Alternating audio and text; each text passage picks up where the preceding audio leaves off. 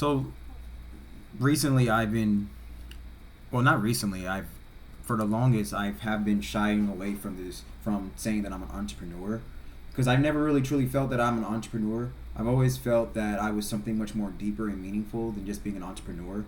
I felt like that being an entrepreneur is something that's so common nowadays, and naturally I just don't do things that are common, and I could never really like identify why I did not want to identify myself as an entrepreneur, but deep down inside, I knew that I actually wasn't.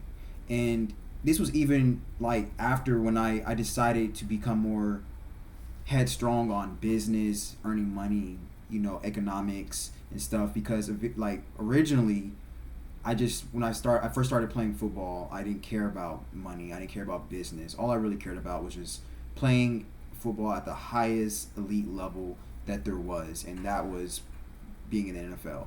It wasn't so much as like me making millions of dollars, because I didn't really truly care that much about it.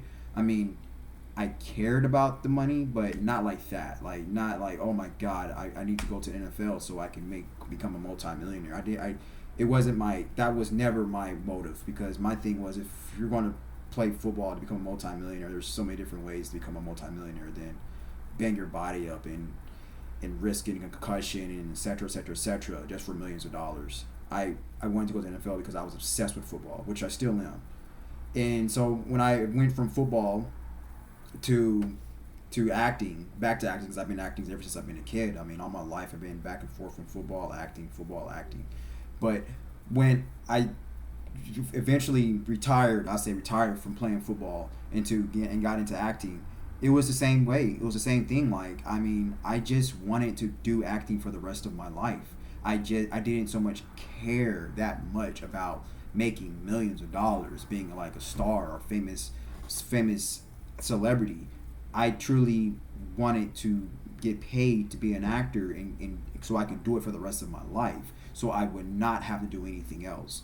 And those were two industries or two professions throughout the course of my entire life that I was in those different eras of my time in my life that I was just so laser focused on. And when I played football, I didn't care about nothing at all that was outside of football. I have ruined relationships. I got rid of relationships. I did not go to birthday parties. I did not go to any events. I did not go to graduations. I didn't go to anything if it did not involve football. That's how obsessed I was with football. That's how obsessed I was with going to the NFL. And it was the same thing with acting. When I have this diligence and this work ethic that people see me, who knows me, how I grew up, I automatically identify me as the hardest worker in the room, a very diligent individual, because I have this obsession. When I want to do something, I become fully obsessed, and I don't the obsession does not stop until I reach that. And I really don't care how long it takes for me to get to it. Like, it's like, to me, it's like a life commitment. I'm going to dedicate every cell in my body, every cell in my being, to get to this result or get to this level that I want to get to. And I'm going to keep dedicating every single day to it. And it doesn't matter how long it's going to take, because I'm going to die trying doing it. And and so that's how I've always been when it came to football and acting. But after that, I want to say maybe like a few years ago, like I became more just, I broadened my horizons a lot more. Like, I became like more curious, and I just became more of a creator. And I just started, like, just, I don't know where it came from. I just started looking at the world from a different lenses. My perspective, my perception changed, and I do know where it came from. It came from me really becoming an obsessive actor. It became from me studying Dante Lewis. It came from me studying the mind of the greatest actors that ever lived, Dante Lewis, Montgomery Clift, like studying their minds, especially Dante Lewis, because he says things about, like, my curiosity drives me. I satisfy my curiosity. It takes me to all certain places, and I thought about stuff like that. I thought about that, and I'm just like, what does he mean by that? And then And I started listening more to, and I started listening to other people that I looked up to, Warren Buffett, Nipsey Hussle, Thomas Sowell, and then I started listening to more on Jeff Bezos and Kobe Bryant, and I started listening to them, and they always talked about how curious they were. They always like credit their success based on their curiosity. And so I did on like a huge study, and I dived real deep into being a curious person and developing skills, and it really changed my life. It molded me to the person that I am now. And so in additional with that obsession and that curiosity and me just wanting to keep learning and develop skills in any fields, any industries,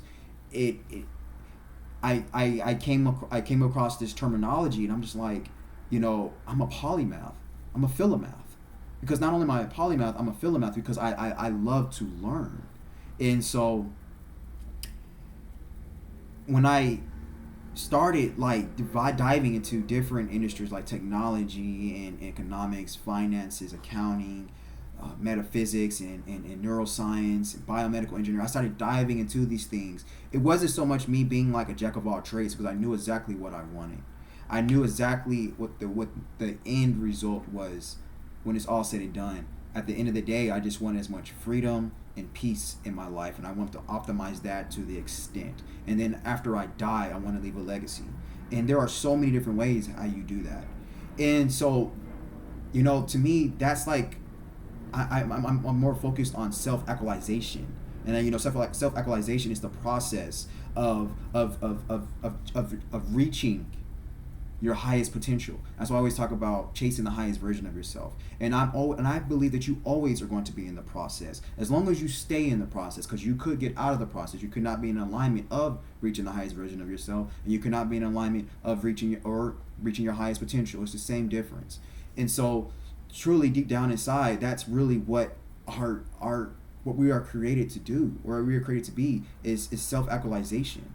And that to me is so much more deeper than entrepreneurship and being an entrepreneur. And I'm not knocking being an entrepreneur. Entrepreneur is a beautiful thing. I love entrepreneurship. I believe it's very well needed. I believe people who creates businesses and companies is very well needed. It has it serves its purpose in a wealth, in a nation's wealth, in a country's wealth, in people's wealth. So entrepreneurship is a fantastic thing, but there is something much more deeper when it comes to entrepreneurship to me.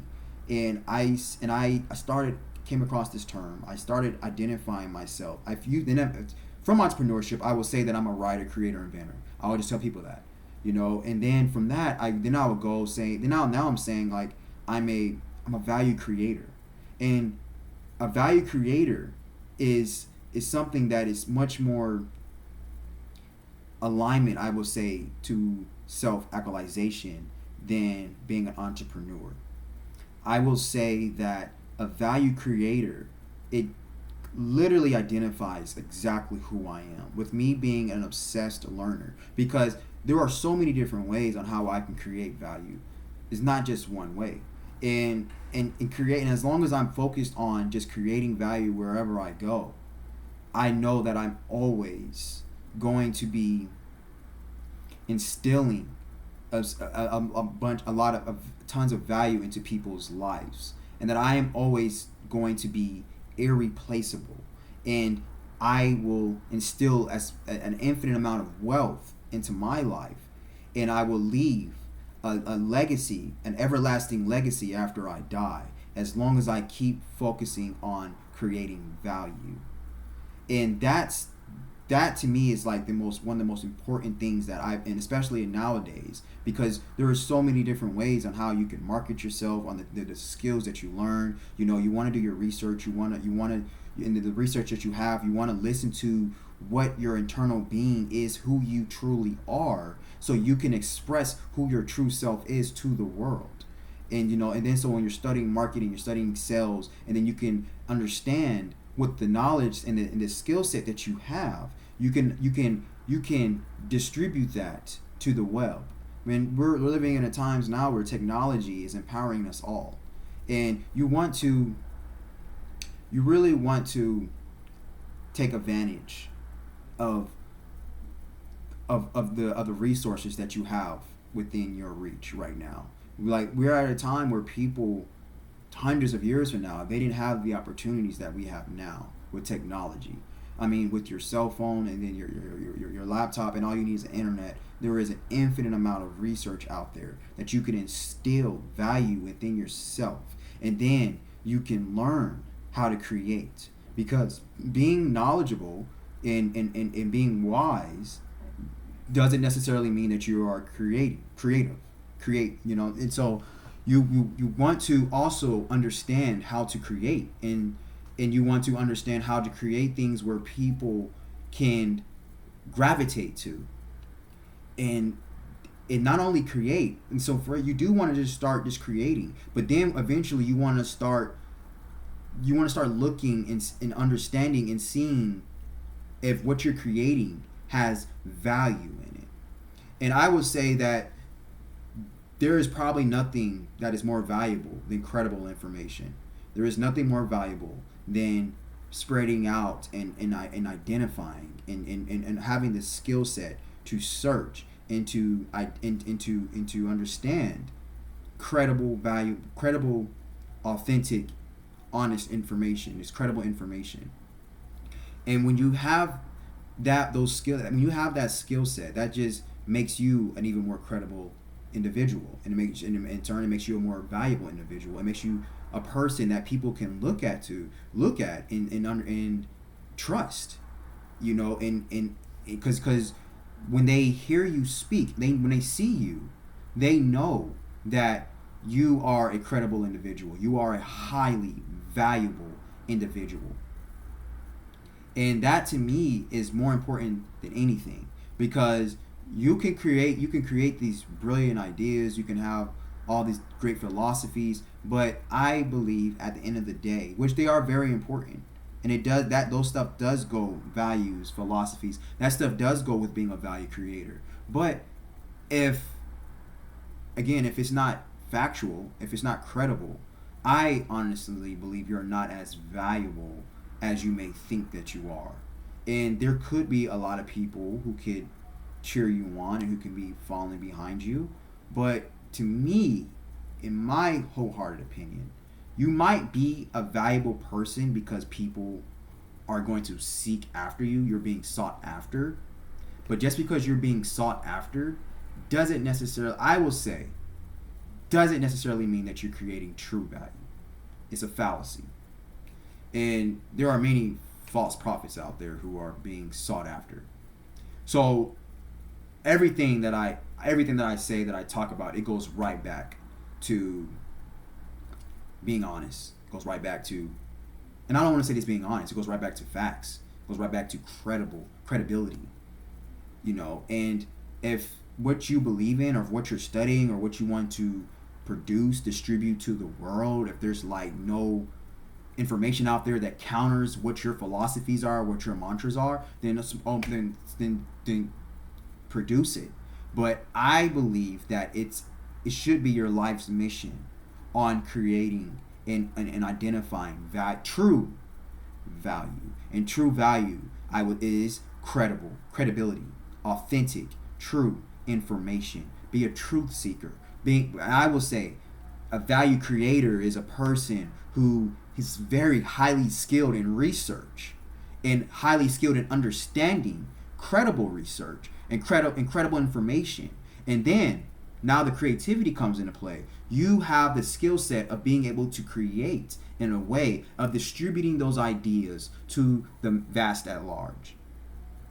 And so and then you have the internet, you have the technology today. You do that through social media. You can do that through your writings. You can do that through creating a movie, or you can do that through novels. You can do that through animation. You can do that through technology. You can do that through building a laptop and then just having the company be behind the laptop. The brand being behind those mantras that you have, those philosophies that you have, that value that you have, and that you have discovered, and that you are distributing to the world. And the product is just the vessel of what the brand truly is.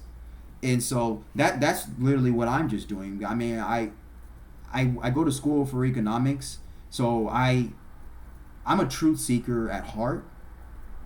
If there, economics, if anything is as realistic and that's the study of truth, is, I would say, is the study, is economics. And so I just decided to, because I'm so curious and I am obsessed with earning money.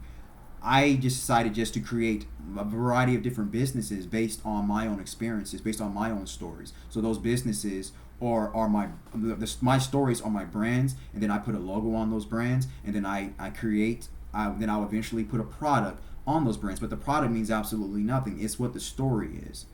And so, yeah, so I mean, I believe that being a value creator, it's such a broad and more of a holistic alignment with yourself, of chasing the highest version of yourself, self-actualization, because you are not only like just finding opportunities and taking financial risk, and you see an unfulfilled need in the world, and then boom, you're just listening to the market, and then you just create something and you just put it out there.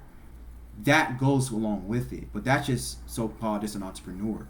But a value creator, you are literally just focusing on finding value and creating that value for the world to be able to interpret and understand, which is such a much more deeper meaning to me.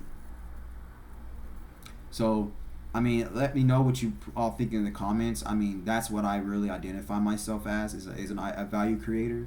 And it's something that I have been completely like very curious about, and that I just recently just started like looking into, because I didn't really know what exactly who I was, or what my title was.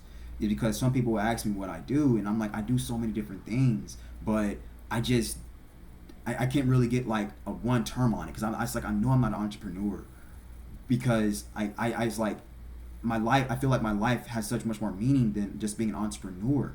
What is it? I was like, I love creating things just out of thin air.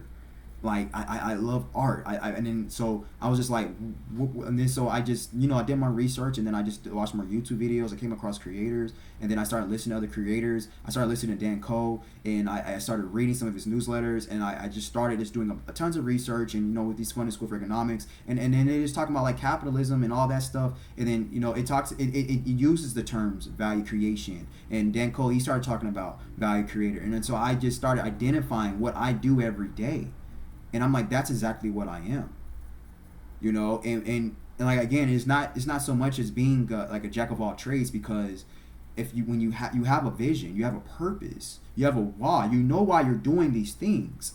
That's all that matters at the end of the day. Like, you don't define yourself by the things that you do. I would say you would define yourself by the purpose of why you're doing these things, the reasoning, the meaningful, the deep meaning, purpose behind this. And there's when you discover that, and then when you consider self-actualization, you will know that there's so many different ways on how to advance yourself to the highest version of thyself. So think about that. Let me know what you all think in the comments. If you disagree with what I'm saying, let me know. If you think that being a value creator and entrepreneur is the same thing, which I will argue that is not, let me know. And until next time.